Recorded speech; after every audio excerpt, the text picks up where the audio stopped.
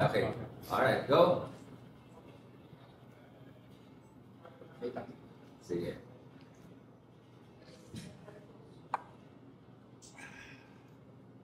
Para sa bayan.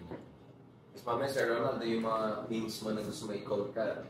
Naka-ready na ako mag-video sa'yo. Yung memes mo sa kwan sa mga pro-China na kandidato Ulitin natin ngayon para sigurado na ilabas mo bago ano. Sir Ronald, ulitin mo ngayon. Mamaya. Topic pa natin yun. First, yung state of elections, and then second part, break down tayo shortly to recharge lang battery and all, and then I reset lang battery, and then we go to Project 2020, Sir Mark. Lessons, manalo, anong next lesson for 2020? Si Sir Ron, marami siyang babanatan, so excited ako dyan. Pero first part, makabay tayo, lalo kay Felix del Salvador, kasi excited yan. Okay, go! 3, 2, 1, okay. Welcome back dito sa latest and hopefully final penultimate analysis ng itong elections as RRM. Ito talaga, parang balita sa akin, itong RRM na ito ay medyo grabbing breath ng kanyang resonance dahil sa mga galing natin kasama. Kaya thank you so much, Sir Ronald, for making time, my fellow insomniac. Para 4 a.m. nagtateksan pa tayo. And Sir Mark Gamboa, senatorial candidate numero 27. Senadors. Healthier than ever. Yun nga, medyo, dalawa lang naman affected.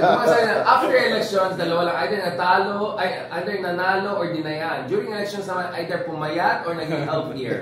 So, ganito lang mga options natin. Speaking of which, kamusta Sir Mark? Akala ko magdadamit kang Squid Game. I'm disappointed. Hindi na laban eh. Nakita mo yung picture niya sa GMA, naka-Squid Game siya. Pakita mo, meron ka mga copy? Meron akong meron akong alternate uniform na Squid Game. Ako si player 027. Yun. Tapos doon kami nag-house to house sa tapat ng GMA. Kasi 6-7 months ni-interview, wala sa akin yung GMA. Yun, nalagay naman sa 24 oras. Hindi ako meron ako Squid Game costume. Yun. Ay, minsan suotin natin. Meron ako. Suotin natin minsan. Pero yung sa kasi small eh. Just to be clear, walang body shaming yung mangyayari dito. By the way, parang wala tayong narinig kay Harry Roque ng ilang araw na. Nakita ko yung gasoline station lang siya. Sa Germany. Germany! Deutschland na siya! Sigaw siya. Pero about a dozen people, nag-rally sila sa isang park. Anong rally nila? Red Slade. Ha? Anong pinag-rally? Ayun, yung BANGAG. Yung BANGAG. P-O-L-V-O-R-O-N. BANGAE. Tapos green shirt, t-shirt, yung 12, isang platitong mani. Ay, ganun din. Parang mahilig siya sa rainbow colors, no? Mansin ko parang, di ba nakita mo yung picture niya sa tulip, naka-rainbow, tapos isa pang picture, nagagasal siya, blue sky. Hindi, meron nga siya yung fields of flowers. Yung tulips, oo. Hindi nga, naghahanap siya ng mga bulaklakin siya. Flowery. Mark, medyo pumayat si Harry. Oo nga. Ano ba, wala ba kayo exchange dyan, program dyan, tips dyan? Bakit parang na-stress yata si Harry Oo ang problema Human trafficking ang kaso eh. Bigat ng kaso dito eh. Pero wala tayong hindi ko na sigurado kung kasama si Mr. Supranational doon sa human trafficking. Hindi naman siguro. But dito kay ex-human rights lawyer Sir Ronald, wala tayong extradition treaty with Netherlands and I suppose also Germany. So anong gagawin nila? International legal instrument ang narinig ko na pwedeng Interpol. Kakausapin yung police sa kwan. Netherlands, I'm sure, member naman ng Interpol yung police. So may mga ibang paraan. Ang i-invoke ni Harry na dahil nag-file siya officially for asylum, habang walang resolution yung asylum, which happens na matagal yan, for years, 40,000 yung nakapilang yun sa asylum sa Netherlands, ay hindi siya sisipahin. So yun yung kanyang gamble. Kahit marami siyang kaso rito at wala pa siyang visa, ay dahil nakaprocess yung kanyang asylum, hindi siya sisipahin. In a way, ini-invoke niya parang yung nangyari kay Joma. Tinanggalan ng asylum pero hindi masipa. dahil in process pa yun. But some would have said precisely because of the Joma precedents, the Netherlands may have learned a lesson or two. Yeah. Sorry, Mark, hindi ito body shaming or something like that. Are you keeping up with Daddy Harry? Hindi nga. I'm disappointed with you. Kaya nga eh. Hindi sana ako ng tips eh. Dapat hiningi mo, financial support. Medyo hindi ko lang. Meron pa marami siyang yung mga bank accounts na nakita doon sa kwarto ni Mr. Supranational. Ay, medyo marami, medyo malaki, no? Hindi ka nasama doon sa conjugal. Parang nawala na si Mr. Supranational, no? Hindi, napipilota siya. He's in the skies now. Nasa Pilipinas ba? O baka nasa Europe din? Hindi ko alam kung anong sky. Pero basta nasa sky siya, napipilota siya. Baka naman. Sino magtuturo? Oo. Kung sa insulin, di ba? Ay, oo. Kaya pala pumayat. Wala taga-turo ng insulin. So may ibang supra-nurse. Sikabuhat ng bag. Supra-nurse. Tsaka taga-picture niya, magagandang pictures niya. Medyo Vogue magazine, ha? Hindi ko masabi kung siya yung pang-Vogue, pero pang-Vogue yung at least yung framing. But Mark, to be even more serious, kamusta ang race natin sa Senado ngayon? What is your experience so far as we enter the final days of campaign? Mag-close na very shortly. Yeah. Parang ayoko pong matapos. Parang medyo na-excitement, na-enjoy mo yata. Na-enjoy ko masyado. Ang dami kong gustong ipasok pa this last few days. Correct. Ang dami ko pang provinces na hindi napupuntahan. So, saan napuntahan mo so far? Nitong huli, galing ako kanina umaga sa Bicol, La Union, Cebu, Iloilo. Sa Mindanao, hindi ko na naisipin na nakapunta. So, ang daming kong hindi napuntahan na lugar pa. Pero, ang daming lessons din na natutunan ko. Yun yung mahalaga na enlightening yung campaign, marami ka namimit ng mga tao, diba? Karanasan nila, nagkakakwentuhan, kahit hindi mo nilaki yung crowds, dahil wala ka naman doon sa mga major parties na kumakampanya.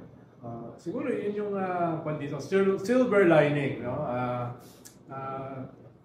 Kung ikaw ay isang matinong tao, ay makakatulong ito para lalong ma-enhance yung iyong character, no? Yung ibang mga kandidato, wala ka nang magagawa sa character na.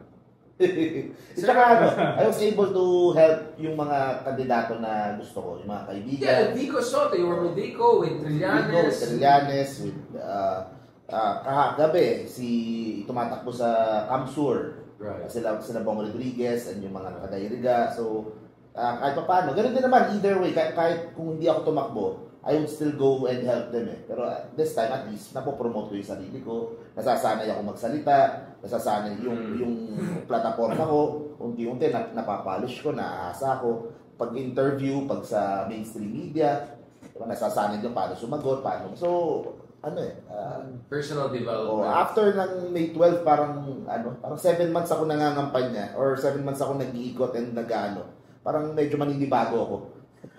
In what sense, like yung parang, like, ano mga natutunan mo, Mark, in terms of what ticks the people? Kailangan magsayaw, kailangan bardagulang, real talk, ano bang hinanap ng tao dun sa mga kampanya? Hindi, yun ang challenge.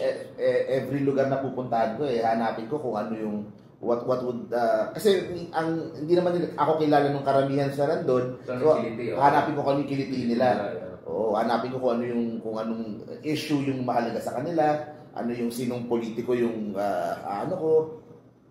i-build up ko or anong sasabihin ko. So, it's about getting yung kiliti ng tao para at least medyo sumisigaw naman sila at medyo nag-cheer naman sila pag ako yung nagsasalita. And Mark, I know you're a very self-effacing person unlike your two friends here. I think hindi alam yata ng tao na ikaw ay isang Ateneo graduate, development studies. Because I heard some people, ay parang dismissive yung vlogger. I think even Ronnie Holmes actually defended you. There were some people who were casting aspersions on his. Actually, matin yan si Mark, hindi lang vlogger, may platform yan. Shoutout sa kaibigan natin si Sir Ronnie.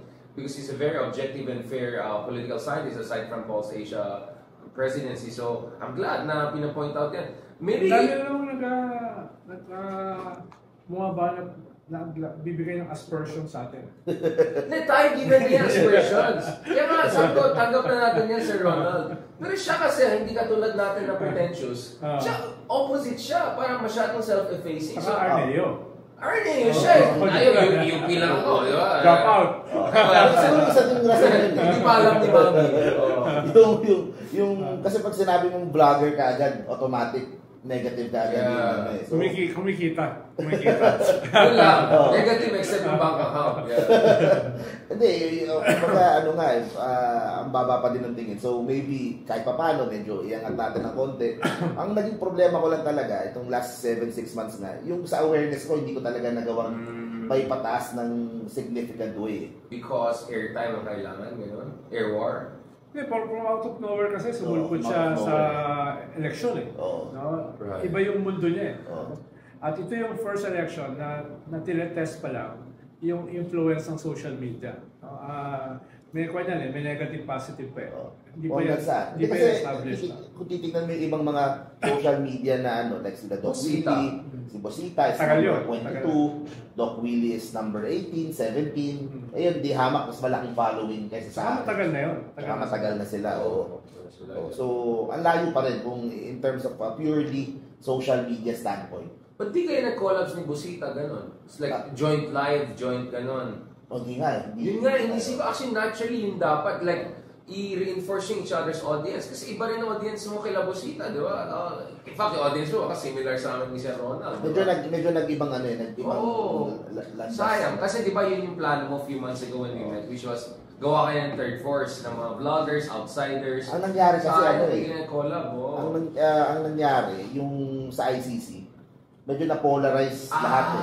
Kasi pro sino accountability ka. So, pag makita kasama ko, isipin ka agad. Yes. So, merong ganung factor. So, nasira ka dahil sa amin ni Sir Ronald? Hindi, yun naman talaga din ang stand ko either way. Pero, kumaga, nahati tuloy yung mga kandidato na tumatakbo kung kailangan mo mamili ng side.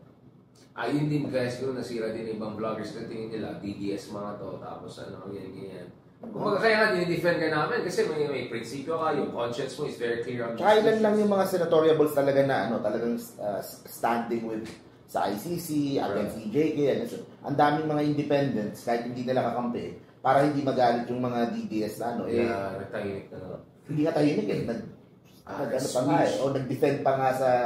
nag-defend pa nga doon sa kabilang side eh. So yun ang nangyari. Sir Ron, that's a perfect segue to the meeting discussion we're gonna have today. In a few hours, there'll be a release of endorsement by one of the major religious groups. And according to a certain Ronald Llamas on a certain vlog channel na medyo run by a professional journalist, unlike katulad natin ng mga pichugin na hampas lupa, sabi yata ni Sir Ronald doon, si Bang daw i-endorse ng INC. Totoo ba yan, Sir Ronald? Tama mo yung sinasabi ng isa pang Sir Ronald? Medyo hagip ko yan last week eh. Teleradyo ba yan? Yung bagong show, yung 4 Alas. Uy, 4 Alas! Uy, shoutout sa 4 Alas. Pati yung mga co-host ko na nagulat eh. First of all, may possibility for the first time, 8 lang ang endorse, hindi 12. No? Ikalawa ay dun sa 8, yung 4 ay hindi sigurado.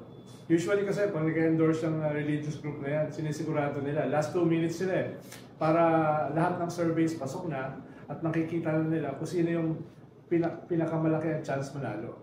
Ngayon, dun sa 8, kalahati, hindi sigurado. So, gamble yan. Kung sakaling yung kalahati ay matalo, masisira yung kanilang mythology, yung kanilang mystique in terms of endorsement in the future. No? At ikatlo, ay nandun si Bang sa list. No? Until siguro last minute may maghabol, etc. etc. Pero for now, nasa listahan siya. Isa siya doon sa 8. Kaya medyo strange din yun. Dahil isa sa 8 ay miyembro nila. Isa sa 8 gusto nilang manalo. At isa doon sa 8 ay within shooting distance. Pero bakit mo in-endorse yung 3 na rival nung kandidato mo? Pwede umagot sa slot. Bakit nandun si Amy? Bakit nandun si Camille? Bakit nandun si Bam? Na in a way, kalaban nila dun sa 1 or 2 last seat. No? So, yan yung mga tatlong factors na medyo strange. Kakaiba. Pero mukhang lalabas naman ngayon or bukas. So, pwedeng mali yung aking information, yung aking chismis. Or last minute changes. That's possible. Parang narinig ko din, hindi ko din alam kung gaano katotoo. Yung OFW na INC ng mga kapatid, 3 lang yung binigay nila. Ano yun? Bongo, Marcoleta. Bato, and Marcoleta. Tapos, not even Philip Salvador. Wala. Kasi magkakompeting dalawa. Wala. Oh, wow. Wala si Philip Salvador. That's what I would have expected, basically. Kasi sure na si Bongo and Bato almost. Basically, Marcoleta needs a few percentage points. Diba? But, yun nga, like, si Marcoleta already has that support locked into the preference numbers, diba? Well, if I were them, tapos kandidato ko si Marcoleta, gusto kong manalo, no? Magja-junking na ako. Maglagay ako ng mga siguradong mananalo na, tapos yung si Marcoleta, siya lang. No? Hindi ko alam kung anong political calculation nila, bakit sinama nila yung practically rival ni Marcoleta for the last 2 seats. And then the BAM one would be strange if this were to be the case. Well, value added kay BAM yan. Dahil yung mga pink naman, di naman iboboto si BAM eh. Kahit pinakilala siya ni Lenny as senator, hindi naman madadala yung pink for Marcoleta eh. Yung Marcoleta, yung religious group niya, pwede yung madala papunta kay BAM. Kaya may value added dito si BAM. Or yung kay Marcoleta ba for Naga din? Like sa sample ballot ni Lenny sa Naga. Pwede, pero wala namang kalaban si Lenny. Walang kalaban siya. So, yung mga councilors nila. It's for someone else. So in retrospect, that calling Marcoleta senator by Lenny makes sense? If indeed yes, it's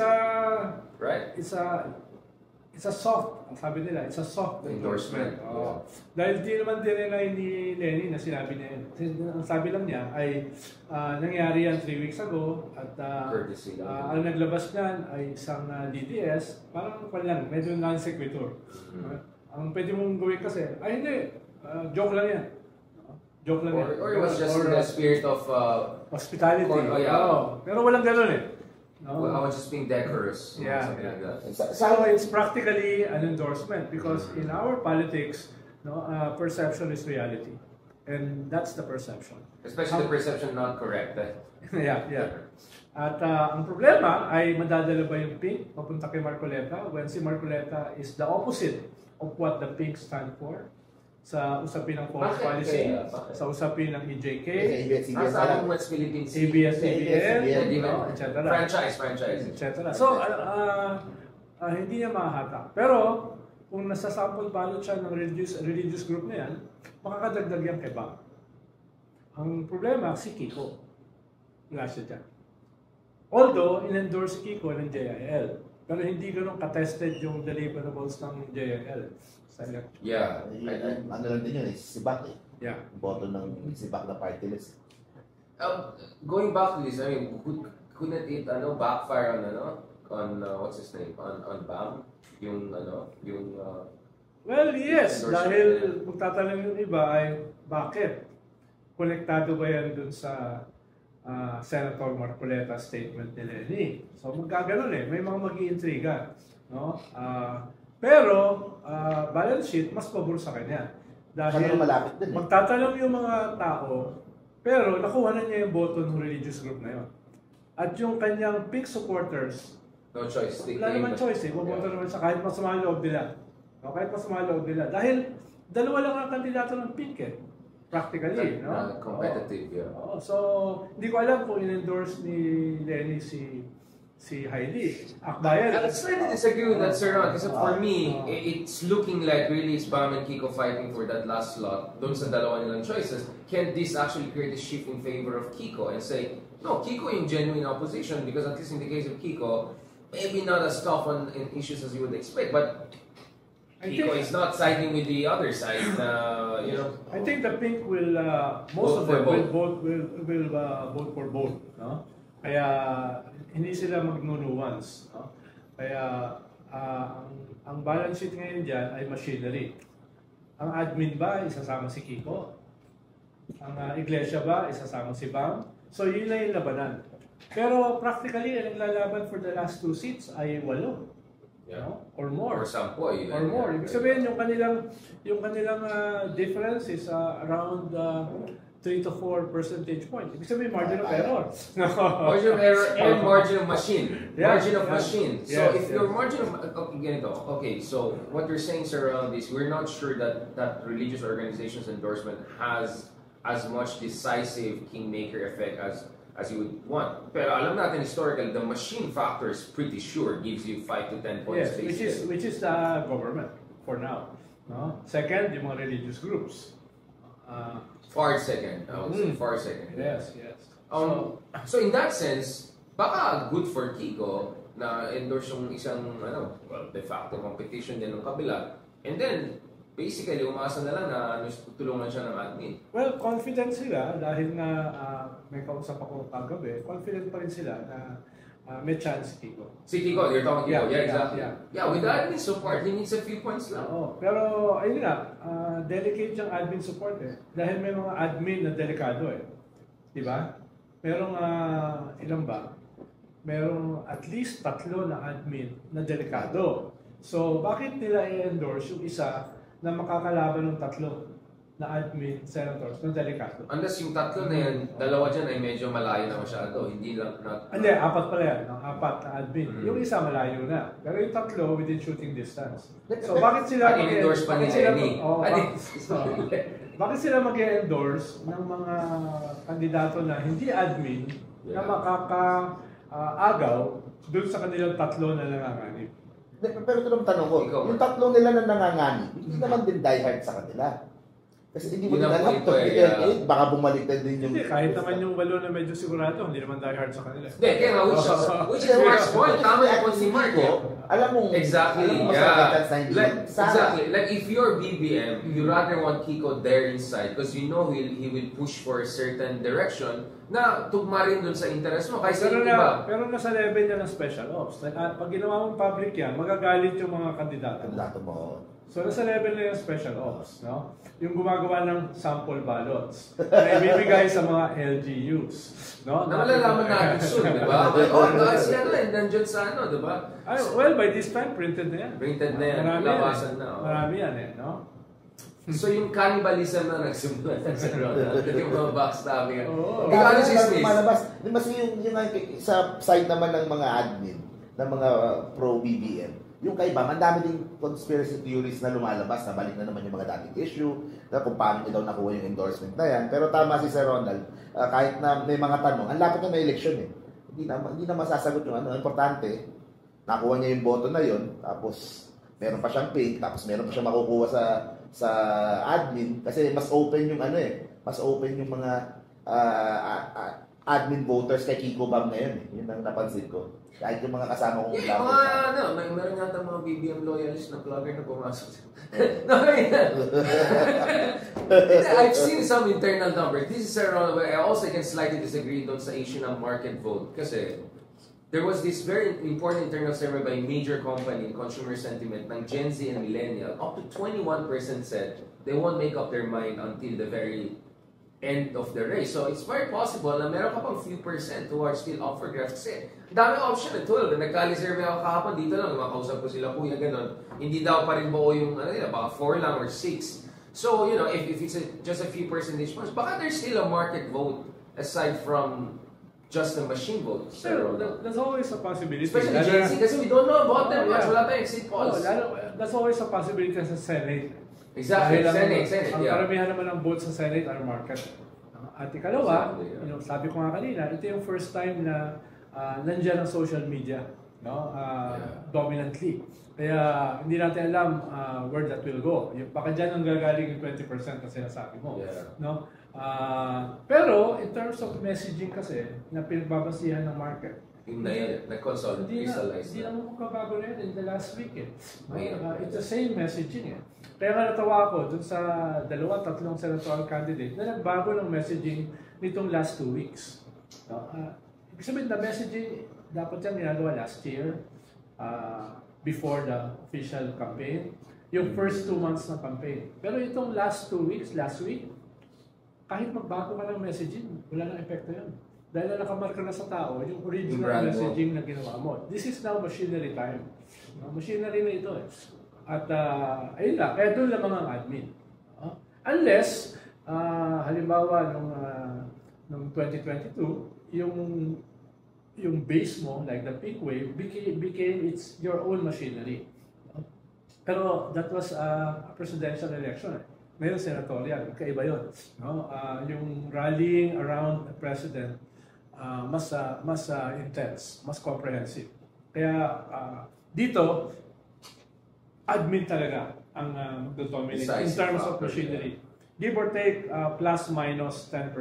Minus dun sa mga hindi admin, plus dun sa mga admin. So Kiko is in the mix. He is indeed part of the final de facto slate. Kung sakali. Pero ayun nga, mag-hesitate ang admin na gawing public yan. Dahil na, magagalit yung iba nilang nanganganib. At least they don't need to be public, right? Like, but special ops nga, sabi mo, Sir Ronald. Speaking of, anong basa mo kay Polong?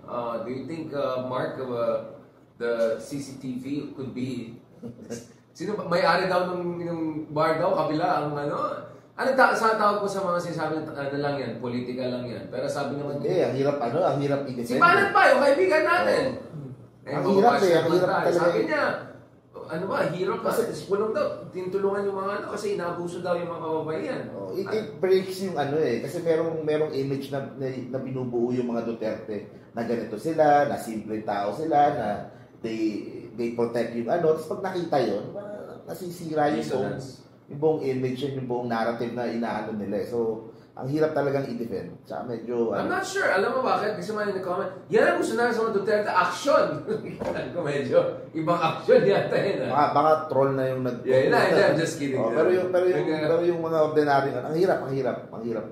Yung iba naman, may kaswel, tabi na lang, hindi naman kami bumoboto dyan, hindi naman yan yung So, bagay, kung si Kibuloy nga, nade-defend nila Yan pa kaya nangyano lang. Pero the thing is, itong kay Pulong ata, parang simula pa lang ata Parang baka marami pang Parang meron siyang more than 51 billion nung panahon ng tatay niya na nalagay sa distrito niya.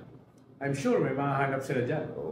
So far, ang basa ba natin, maraming pera pang DDS camp or hindi? Kasi parang ang messaging nila, they're running Marami, no? Parang marami Marami. Dahil, ba, sa utang lang ng bansa, more than double yung utang for the past 35 years ng panahon nila.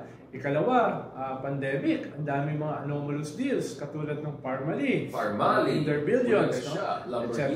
So, tapos ikatlo, ang laki ng budget ng gobyerno nung 6 years na si Digong ang presidente. Right. So, maraming subi, maraming ipon. Ang dami, pero nakalino. Baka doon sa number 1. At huwag mo kalimutan, meron tayong kapitbahay na superpower. Okay. Sir Ronald, ito na. Kailangan mo ng memes. So, Sir Ronald, ibibidyo na kita. Sir Ronald, yung sinasabi nila na pro-China candidates, hindi ba libelous yun? Unfair yan, Sir Ronald? Kasi sabi na ni Bato, in-accuse siya na pro-China. Sabi na, handa ako makapagpakamatay para sa West Philippine Sea. Sabi mo gano'n. Yung isa naman, sabi naman niya, kinikriticize niya naman niya ang China nung binubuli tayo the other year. So, Sir Ronald, hindi ba unfair itong mga pro-China? Ba't libelous? Paano magiging libelous na ikaw ay pro-China? Di ba? Yung ginagawa mo lang naman, being neighborly. Diba? Harmony. Being neighborly, formally, dahil tumulong sila na bentahan tayo ng overpriced vaccines, overpriced face mask, etc. So, hindi naman libelous yun. It happened Tapos, malinaw naman yung sabi ng presidente na sila nakakalyado nila for 6 years. Diba? Ano bang masama na paging probinsya tayo ng China? Diba? So, ang hirap niyan. Ang hirap magkakaso ng libel pag sinabi mong pro-China sila. Right. No? Dahil, nangyari no? Nagsalita ba sila nung sinasabi ng kanilang presidente yan? Hindi. Diba? Yung read back, diba? Oo. At sabi nila, nagsimula yan doon sa previous government. Yung mga isla na bato, naging syudad during their watch. No? Yung dami ng pogo na parang kabuti na nagsulputan all over the place during their watch. Medyo ibang China yata po yung private sector. Just to be fair to China, pati China ayaw sa pogo. So during their watch. No? So, tingin ko mahihirapan sila mag-file ng libel.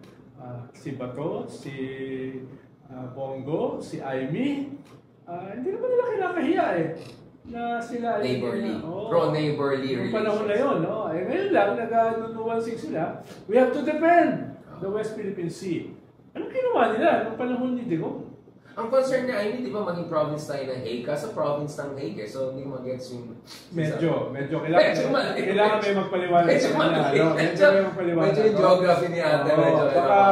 Baka paliwanagan mo, Ilocano ka pakitext na yung mga natin. Kapsat natin dyan. Sir Ron, I think that's enough for the court. I will that's a libel team nila. No, Mark, aren't you surprised? Kasi expectation is, titirahin yung ibang candidates. O kayo, malambot kayo sa West Philippine Sea. Yung isa nga, sabi niya, saan yung West Philippine Sea? Ngayon, nilalagay na sa Google Map yung ayan na. But, let's be honest, hindi nangyaring bardagulo. Lahat ng candidates tayo, si Valentina na Ronald Llamas ni Digong lang medyo nagsasalita. Problema, too late eh. Dapat ginawa yan last year, no? Ginawa niya yan ang kanyang campaign peg. Diba? Tapos yung mga senatorial candidates ng administration, hindi man lang ine-echo yung banat ng kanilang Pangulo laban sa mga Duterte na traidor, na pabor sa China. Diba? So, kaya yung mga pro-China na Duterte candidates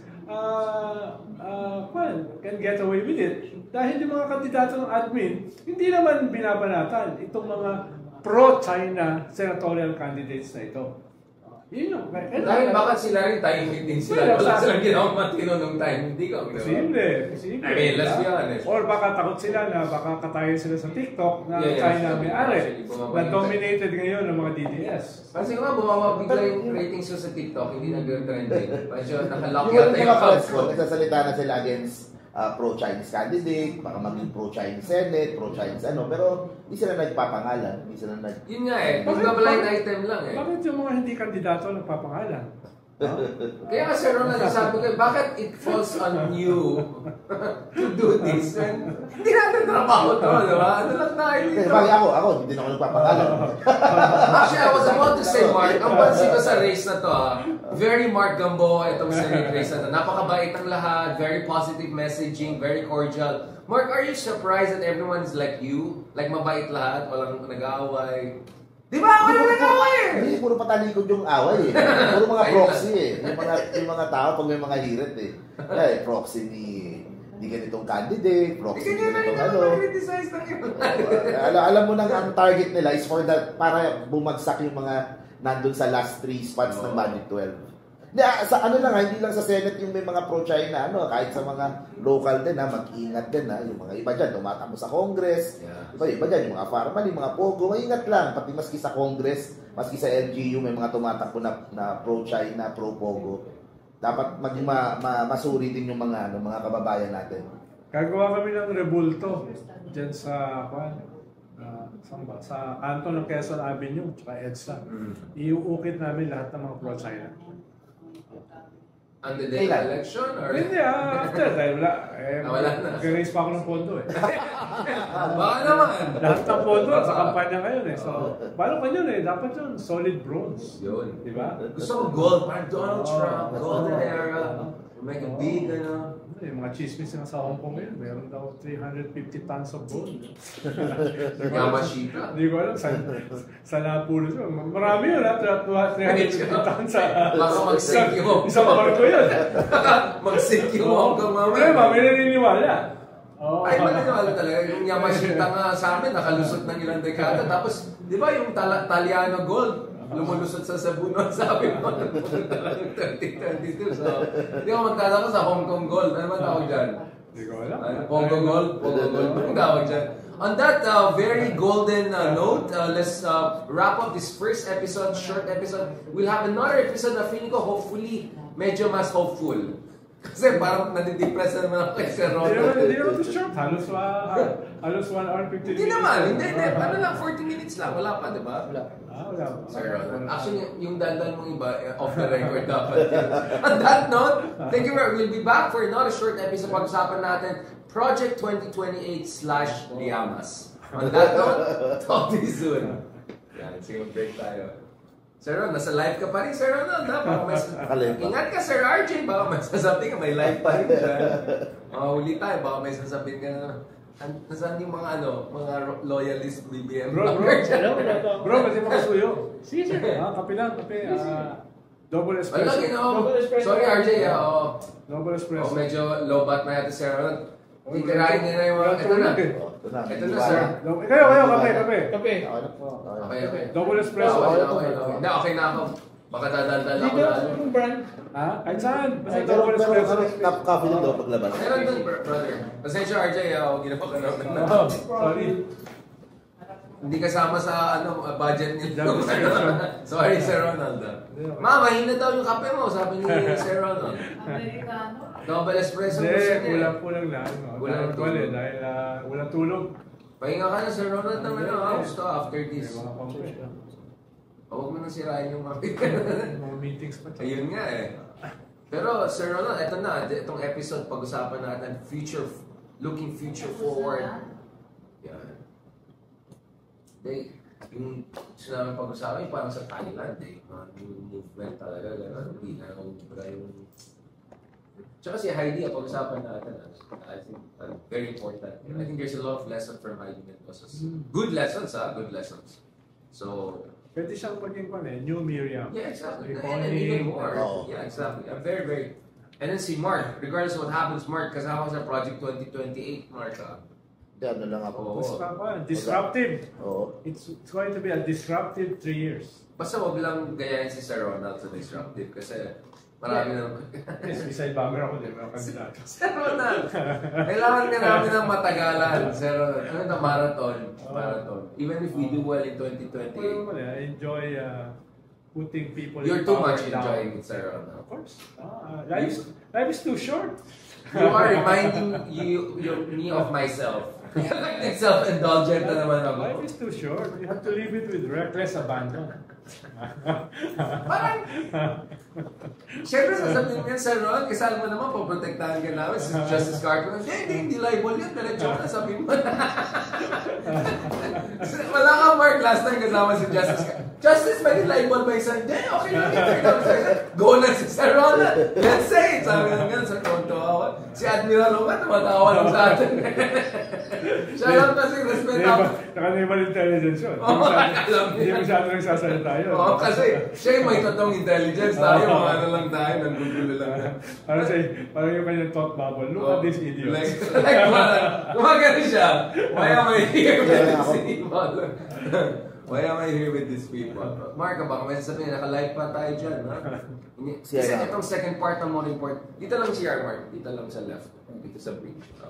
Sabot, naka-kilos ka ba? Nakailang kilos. Sir, kanina ka ba nag-body shame, ha? Hindi, body shame.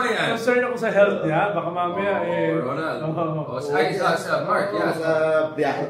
Actually, pumayat siya nung 2 months ago. And then, I don't know what happened. Nawala na kayo. Yun nga eh. Okay siya nung 2 months ago eh. Delikado yan. Biglang laki. Imagine mo yung strain sa puso mo yan. Hindi, tsaka sa knees and everything. Of course, alam ni Mark na love namin siya, kaya ganyan tayo eh. Lambing yun. Tsaka love yun. Tawag yan, lambing. Favorite ng mom ko yan si Mark eh. Di ba, Ma? Hindi masyado si Sir Ronald. Kumpara naman sa akin, mas santo si Mark.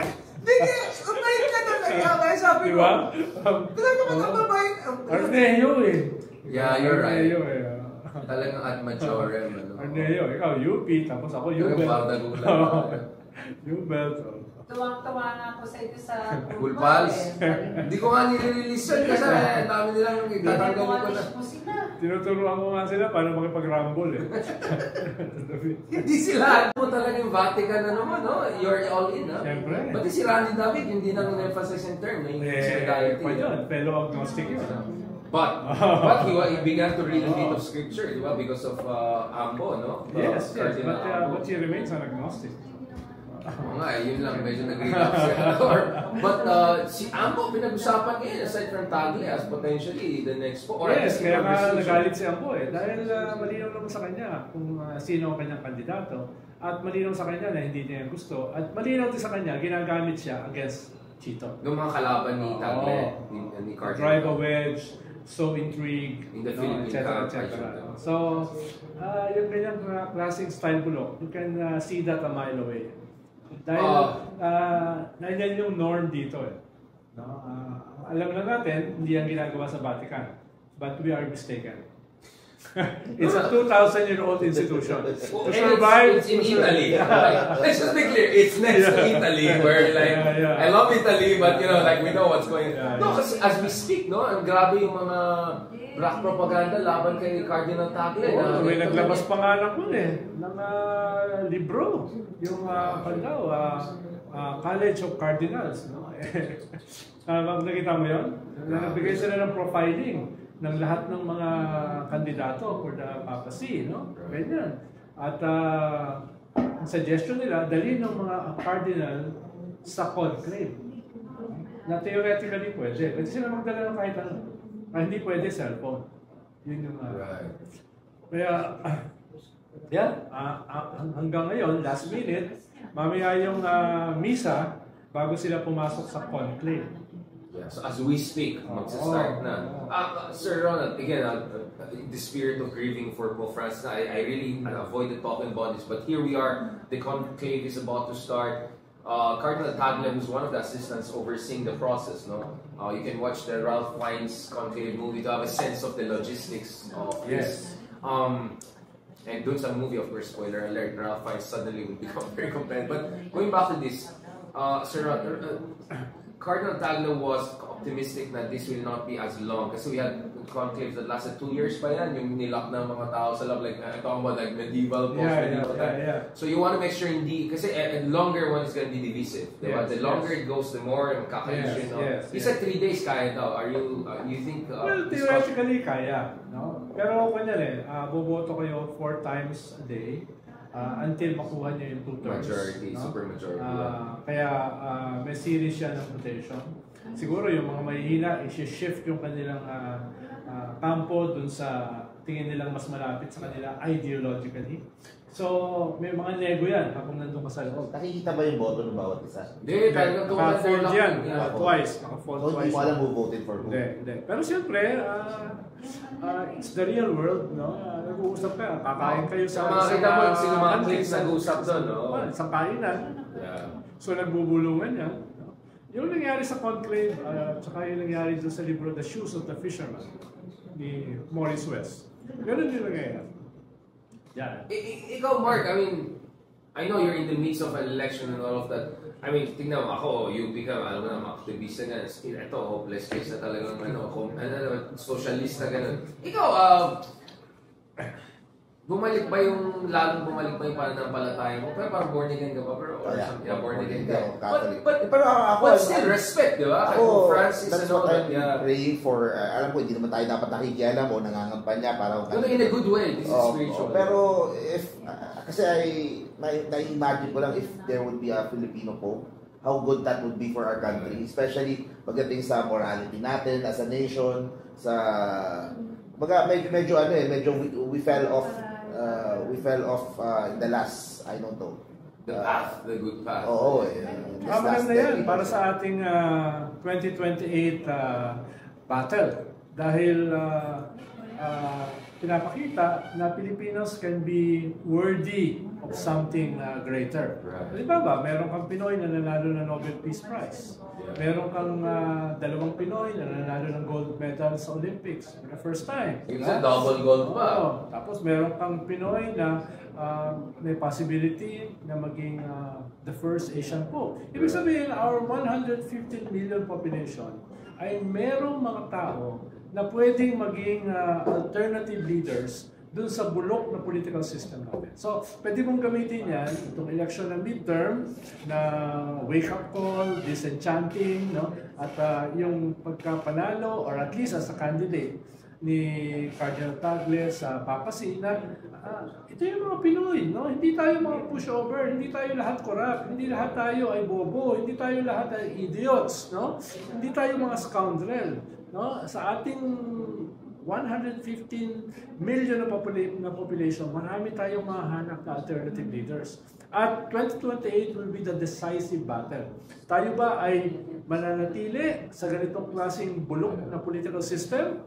na nagkakreate ng bulok na sistema ng economy, or tayo ay pupunta dun sa higher purpose? Yung pupunta ba tayo dun sa daan na ang kukunin natin ay yung ating paniniwala na pwede pa tayong umunlad bilang isang bansa para sa susunod na henerasyon. So, tingin ko itong 2028 will be that decisive battle. It's going to, kailangan natin mag-launch ng revolution, a revolution of dignity, a revolution of integrity, a revolution of hope.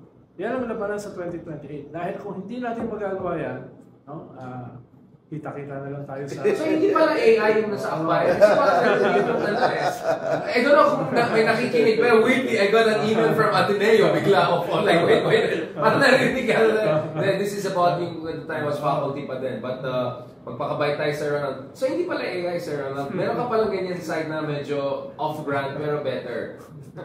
Ikaw, Mark, going back to that, again, our best wishes as we head into the election day soon, Mark. What are the lessons that you're learning from now? And then regardless of whatever is the result, what do you want to see in the next 3 years na papunta sa 2028? Let's call it Project 2028/Liamas. Ano yung gusto ko makita? Natawa eh. Gusto ko makita in terms of sa mananalo sa 2028? No, like in terms of ano gusto makita sa... It's a political project. What is the political project to save the nation? Yeah, exactly. Parang ang agenda mo sa 2028 is sagipin ang bansa. Kaya kailangan mo yung ganitong uri ng revolusyon. An electoral revolution based on the revolution of integrity, dignity, and hope. Yan yung... siguro, ang kumaga, iset yung mga priorities. First and foremost, yung clear and present danger. Yeah. Yung mga Duterte. They're getting back to power. Itong si Sara. Tapos, lahat ng mga... Wait, can you talk about that? Like, you think ang laki ng chance ng Duterte to have a populist comeback a la Trump? Because this is what I've been warning since November na never count out the Dutertes. Oo eh. You feel that? I mean, before the ICC, medyo I feel na malakas na sila. After madala si Digong sa ICC, mas umano eh. Kumbaga, mas ano sila eh, on a mission, mas naging focus sila, mas naging ano, talagang na ano sila together, feel nila, consolidate, feel nila sila yung biktima, sila yung ano, sila yung kinakawawa, sila yung ano, pero it's just one person lang, si Digong lang naman yun, pero feel nila, lahat sila, kasi napahiya sila eh. Siguro yun ang pinaka at the bottom of this, lahat ng mga ng DDS na nang-aasar sa social media, na inaaway yung mga tinatawag na mga dilawan, mga pinks, inaasar yung mga pinks, mga Lenny Lugaw, all the years na ginagawa nila yun. Tapos nung nagantihan sila, yung pinakataas nila, nadala sa ano, kahihiyan nila eh. So, they want revenge, they want, gusto nilang bumalik, at talagang ano sila, talagang disdido sila. At ang nangyayari nga, lahat ng mga, on the local races, sa mga probinsya, lahat ng mga nakakalaban, ng mga malalakas na mga admin na incumbents, sumaside sa mga Dutertes. Yun ang, that's what's happening in Cebu, maski sa Bicol, nakikita ko yun, sa ibang lugar. So, ano eh, they're putting up a strong opposition dun sa mga Marcos ngayon, and... But interesting no? That I agree. I mean, you can even have a DDS candidate from China, something even Ronald would say, who end up topping this race if we're looking at the pulsation, parang laki ng agwat, even if the machine factor is there. But having said that, Robin Padilla had a very interesting intervention the other day. Sabi niya, base sa mga surveys, actually hindi dapat tayo matuwa kasi parang dalawa lang makapasok at hindi yan sapat. Sabi niya, dapat more ang mananalo. So he's hoping Philip Salvador, Marcoleta, even Aimee, or even Camille, di ba na? Although si Camille, like somewhere in the middle.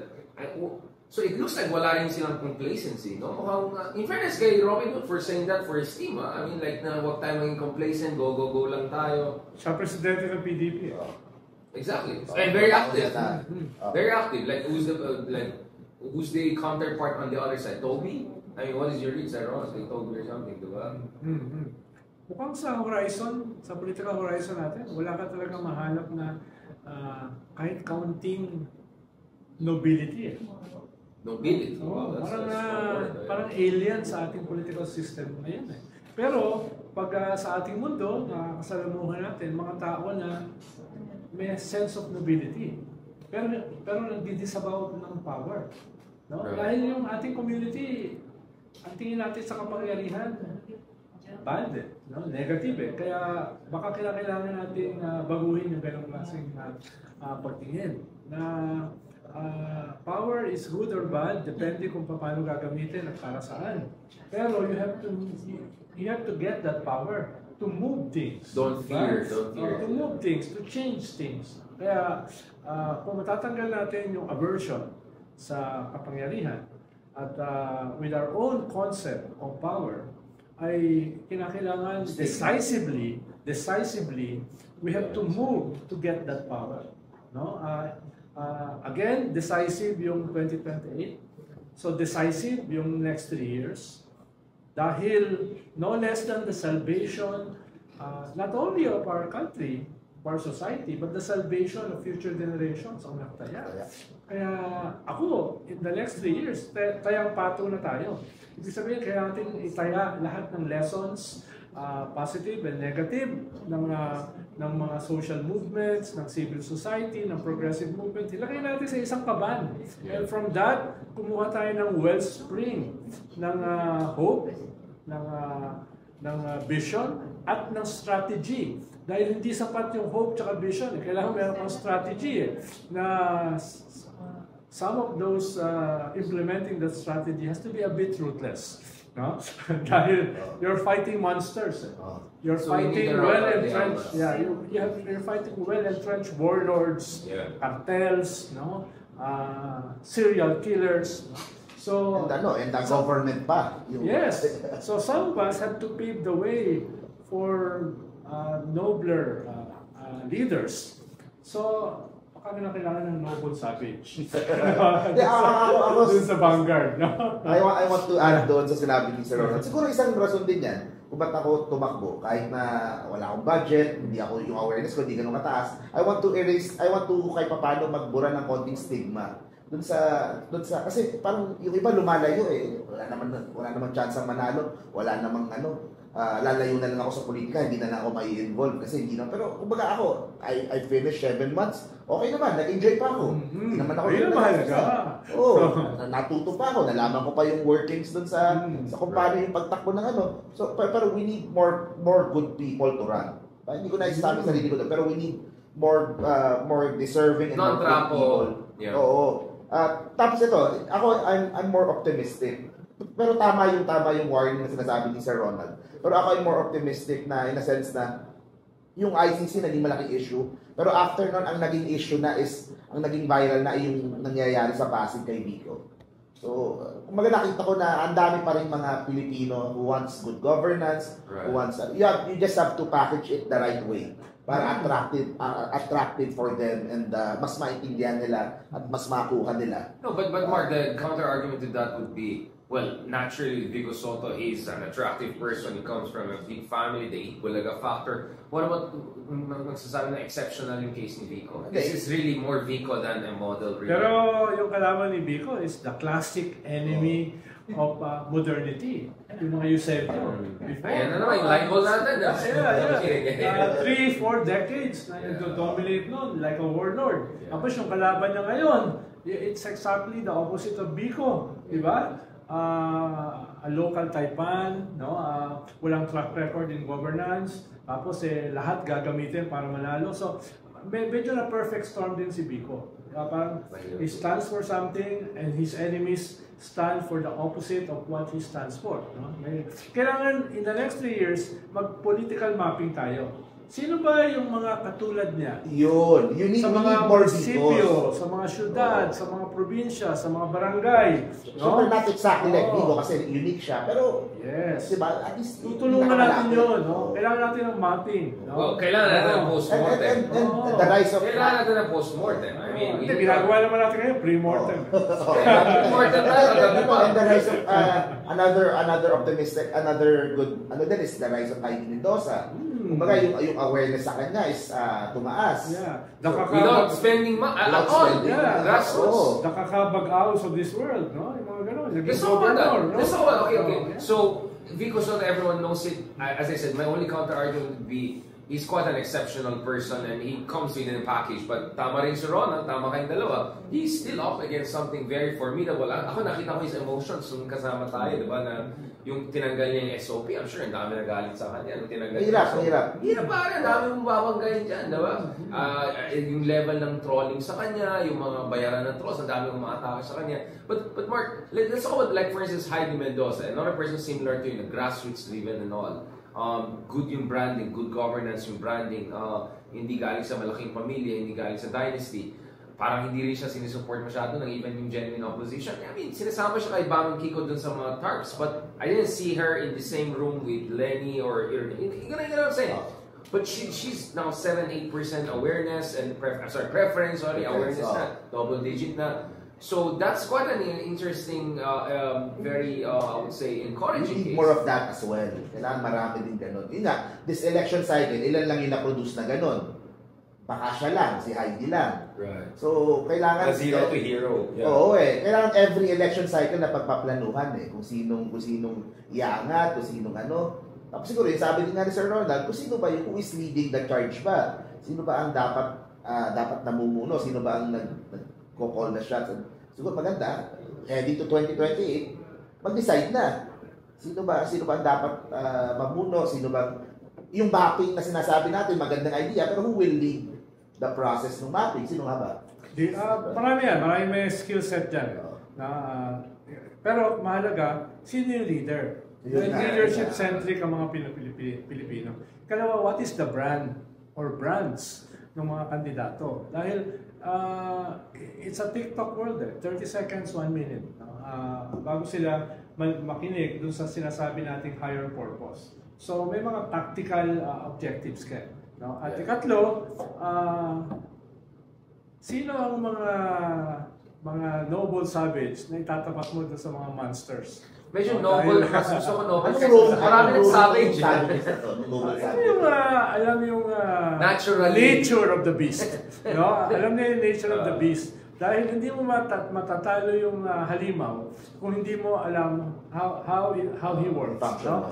At paminsan-minsan lang naman, gagamitin mo mismo yung mga pangil ng halimaw laban sa kanila. No? Na hindi ni Ronald Llamas ang pangalan. In the real world, it's not just principles. It's not just platforms. It's not just visions. It's, anong sabi ito, paraphrase Clausewitz, no? Politics is war by other means. Politics. War by other means, no? That means also siguro parang making alliances with lesser evil na trapos. Yes, and then destroy them later. Bakit mo yung strategy natin sa Ronald? Tayo kakapela si Ronald. Hindi tayo kasama dyan. Mark, hindi tayo kasama dyan.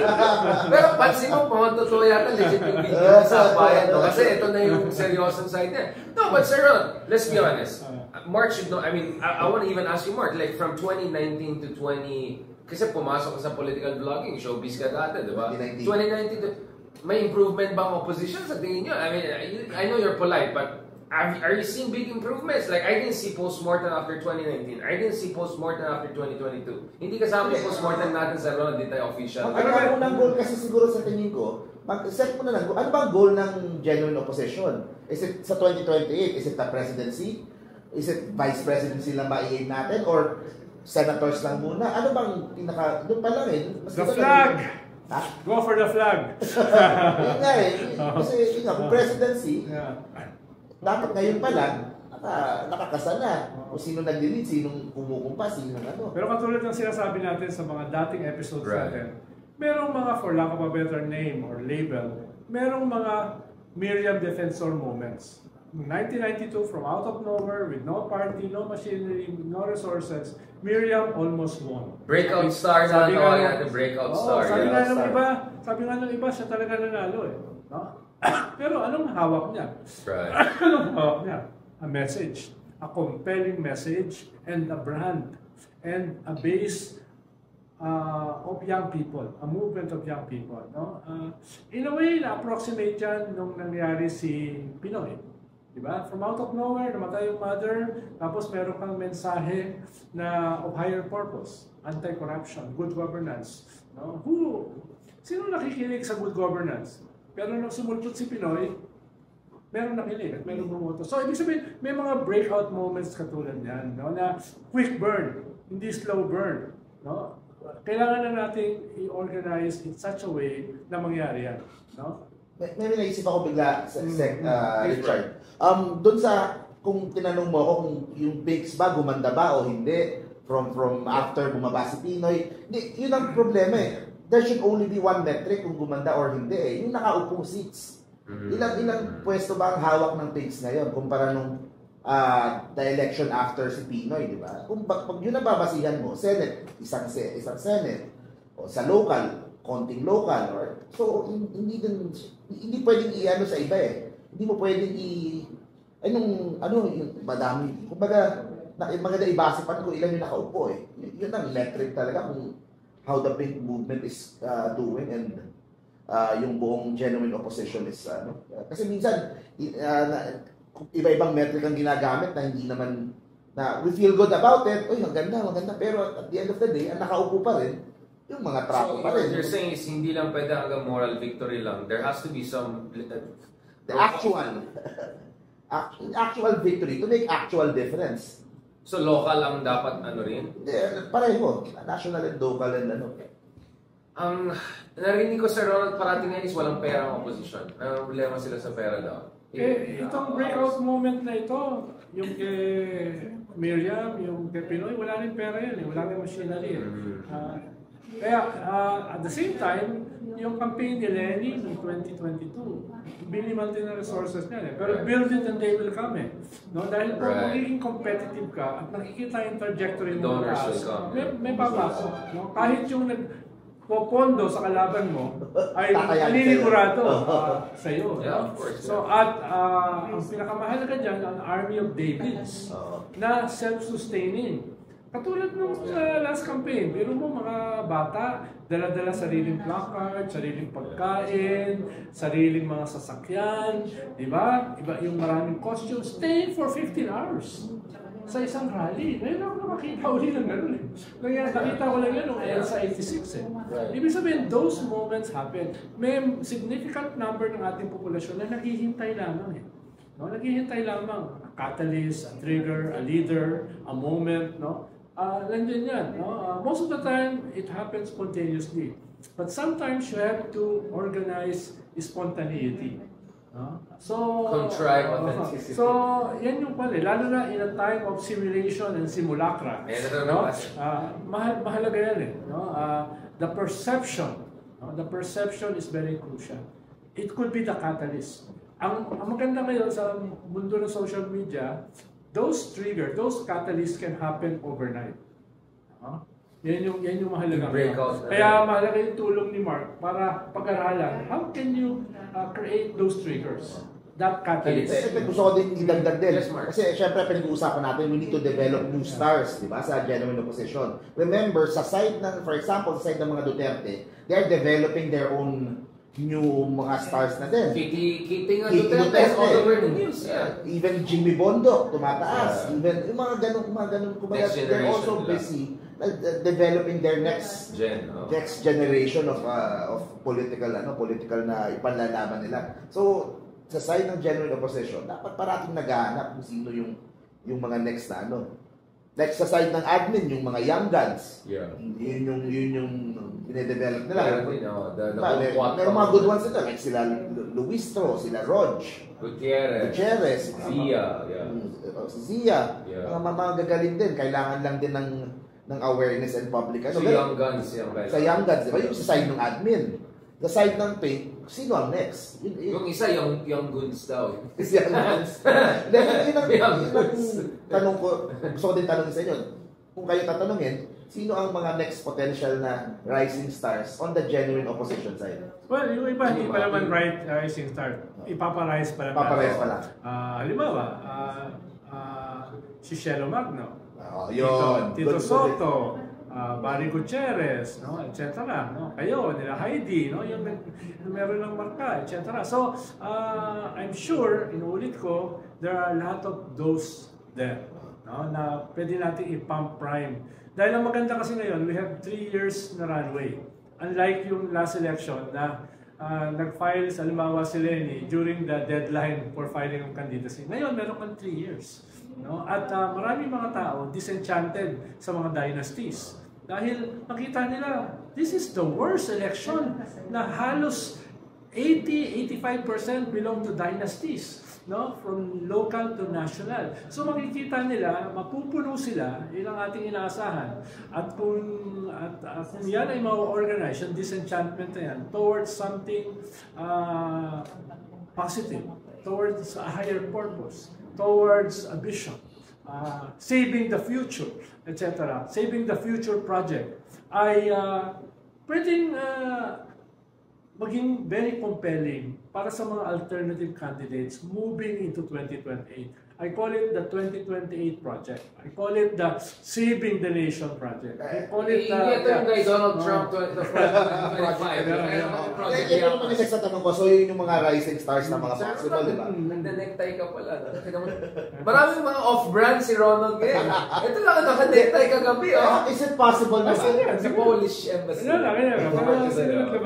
Is it possible naman yung general position to recruit doon sa mga established na, like sa mga like for example, the Manny Pacquiao's and yung mga established na pero kukunin mo sa side mo? Yeah, halo yan eh. Pwede may 6 ka ng mga bago, may 6 ka ng mga luma, pero papaloob doon sa iyong framework at sa iyong vision, no? Ibig sabihin, from being traditional politicians, magiging medyo progressive. So, bibigyan ko dahil meron namang concept, no, of redemption eh. Yung relihiyon ni Richard eh.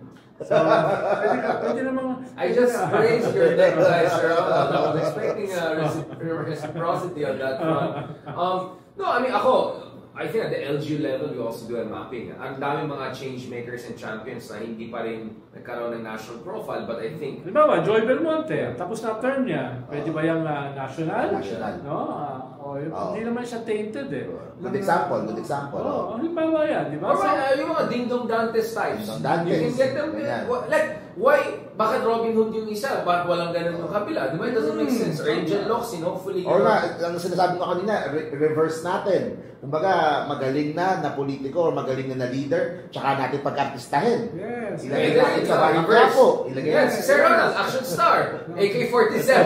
Boy, AK-47. Baka kontrabida tayo. Sir Ronald, huwag kang mangarap na maging hero ka. Anti-hero ang best na sir. Sabi ko nga, si Heidi Mendoza, in case na hindi pa siya makalusot, ilagay niyo sa Showtime. Mahalaga si Vice ganda rito. Mahalaga si Vice ganda dito. Vice, importante yung role dito. A lot of possibilities. A lot, exactly. A lot of possibilities. No? Pero, build it and they will come. No? Maglagay mo na 2-3. Tapos yung iba sasama na. Pwede pala. Pwede pala. Gusto namin maging bahagi nitong ganitong makasaysayang kilusan. Diba? Dahil sukang-suka na kami sa uri ng ating mga leader, sa uri ng ating politika. No? Kailangan na natin ito. At ang simbolo natin dito ay mga bata. Ito ay para sa kanila. Kaya yun mga ganong klaseng components. Hindi ako message guy eh. So, others will do that much better. Ay, hindi ka pala, Sir Ronald. Akala niya, parang 1 hour na tayo. Hindi pala ako expert. Yung ginagawa ni Bernie. No, I'm just kidding. Give me a monster with a straw. Special ops. Yung ginagawa ni Bernie tsaka AOC ngayon sa Amerika. Generating biggest rallies. Biggest rallies. Parang passing of the torch din ni Bernie kay AOC in case siya man or si AOC in the future. Yes. Parang at dahil ginagawa nila yon, yung mga Democrats na natahimik, nagsisimula na mag-ingay. Nahihiya sila eh. Pero mo, isang octogenarian at isang dating bar girl, ngayon yung pumupuno sa vacuum. Waitress. Yung pumupuno sa vacuum. Anong ginagawa nila? So, for the first time, nagsalita si Kamala. Nagsasalita lang ngayon. No? Sharpest line. So, again, build it and they will come. last point before we close this. Ang worry ko kasi, Sir Ronald at Marquis, feel ko parati our biggest enemy is cynicism. If people are not inspired and not mobilized, and nakita natin sa surveys throughout the years, ang dami nag-switch off na lang. Yeah. Like if you look at the internal numbers, si Kiko, konti lang ABC ang behind him, more pa nga yung E. So actually that means marami sa ating middle class na siguro pink ay nawala ng pag-asa. So ang inisip ko dito is, how much margin of victory or lack thereof na kaya in this election cycle, consider how difficult it is, baka si Bam lang makapasok or Kiko lang or baka to make sure na hindi mag-sink in yung cynicism. Because, sir, no, di ba, you need to have genuine hope for you to build that energy, right? Hindi lang yung sense. So, ang fear ko, Sir Ronald, is alam na naman natin ano mga problema ng ating bansa eh. Ang kailangan natin i-nurture is yung sense of hope that there could be a better Philippines by 2028. Sir Ronald, do you think it's very important? And Mark also. Maraming mga, sinasabi ko nga, maraming ganyang moments. Yeah. Yung cynicism. Kahit 92 eh. Sabi nga ni Cardinal Sin, we were able to kick out Alibaba but the 40 teams remain. Yeah. Kaya yun yung basihan ng Miriam phenomenon din. Right. Noong 92. Practically a year, in-organize niya yung kanyang sarili. Less, no? At naging frontliner siya. Because of that cynicism. Nangyari yan nung after 9 years ni GMA. Diba? 9 years, the longest serving president after the dictator. Yung ganong cynicism ang naglamit kay Pinoy towards the presidency. Diba? Yun yung, ibig sabihin, these moments can be weaponized, can be used. Leverage. Halimbawa ngayon. Ang paborito ko kasing film, yung Lord of the Rings. Classic battle between good and evil. Alam mo yung 5 armies. At ang paborito kong character ay si Gimli. Anong sabi ni Gimli?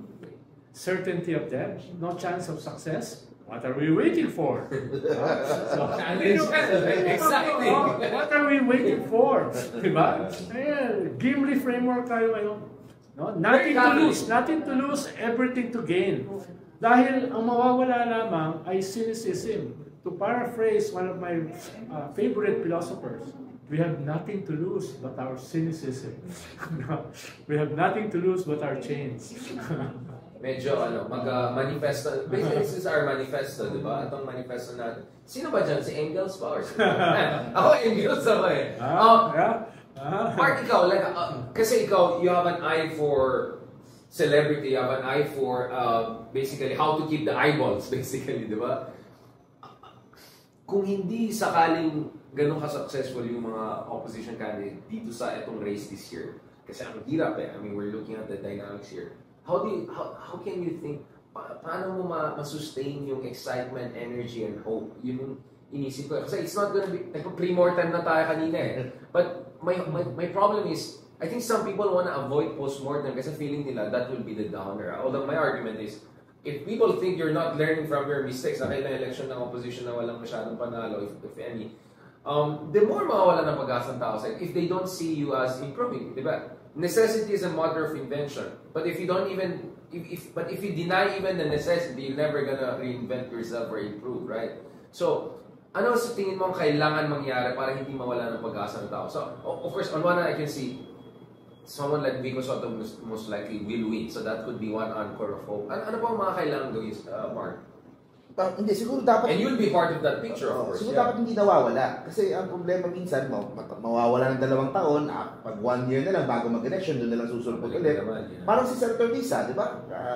Elections or wala. Go siya. Go. Yeah. Ang daming mga pinapasabog, ganun. And yung kaninang sinasabi nga ni Sec Ronald, siguro, once and for all, after nitong midterms, who will lead us to 2028?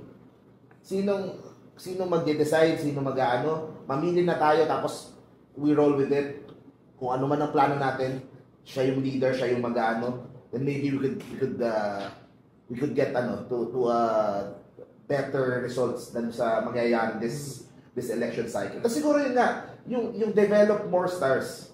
Ngayong election cycle na to, ang na-develop si Heidi Mendoza, yung si Chel Jokno, as a good chance of finally having a political seat after two failed Senate attempts. Uupo na siya sa Kongreso. So, it pays off in the long run eh. So, siguro mas maganda yung mas maraming taya.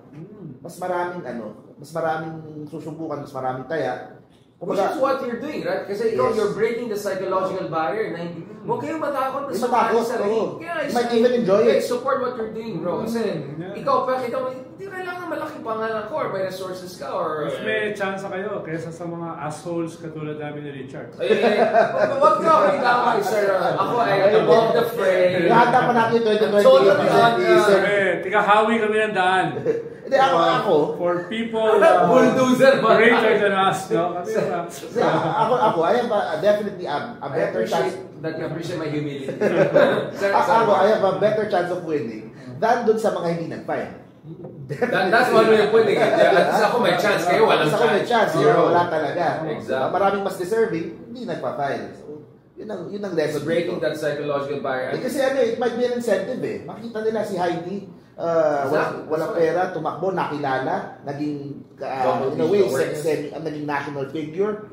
Kumbaga, it's an additional incentive for good people to run. Kasi makikilala sila, dadami yung network nila. So, it might be, we need to incentivize parang good people to encourage them to run. Kasi ngayon, talagang, sila eh, yung cynicism nga na sinasabi mo, yun yung nararamdaman ng mga deserving na mga future possible politicians. Yun nga eh. Thank you so much, both gentlemen, for this fantastic discussion. Thankfully, hindi naging toxic masculinity, although lahat tayo lalaki dito. Hopefully, in the future, magkakaroon tayo more gender balance. But as we speak, I hope people appreciate where we're coming from. Actually, wala pala, camera is here pala. Kasi lobat na pala. Kaya sabi ko pa, parang bakante yung nasa harap ko. Mag-Tito Boy, abunda na lang ako para mag-reflect mode. Eto na, next time mag-fast talk na lang tayo after elections, but I hope people understand ba tayo nag-pre-mortem and basically nag-preempt tayo ng post-mortem because ang idea dito is kapit lang, don't give up because actually there's a lot to hold on to. Just, if only we open our eyes and open our perspectives and if only medyo bawas-bawasan natin ang ating consumption of Ronald Llamas content. Except yung mga off-brand niya. I really like the off-brand Ronald. I hope we'll see more of that after the elections because we need serious people to bring serious people in because really that's the only time na magkakaroon ng chance sa opposition to not only win power but to leverage it for transformative change. On that, I would say quite positive note before I say something else. Salamat! Almost a compliment. Backhanded, almost compliment. On that note, thank you very much. Maraming salamat. Thank you again, Mark, for breaking that psychological barrier, for your courage of throwing your hat in the ring. I am paving the way for Ronald Llamas 2028. Yun. Barangay Captain of Bahay Toro. Bel Air. Bahay Toro. On that Kingmaker's note, kasi palagay captain din si Kingmaker. Para magkaroon din siya ng biography na laki ng mukha ni Llamas. May malaking mukha siya. Assholes pa yung barangay captain. Okay, on that very colorful note, maraming salamat. God bless and see you after elections. Thank you. Kuya ka siya. Sir Ronald. Ba't ba yung Naka-update assholes? live? Ba't ba yan? Biology. You could have said something like... Wala ba sa assholes? Nakalive pa. Oh my God.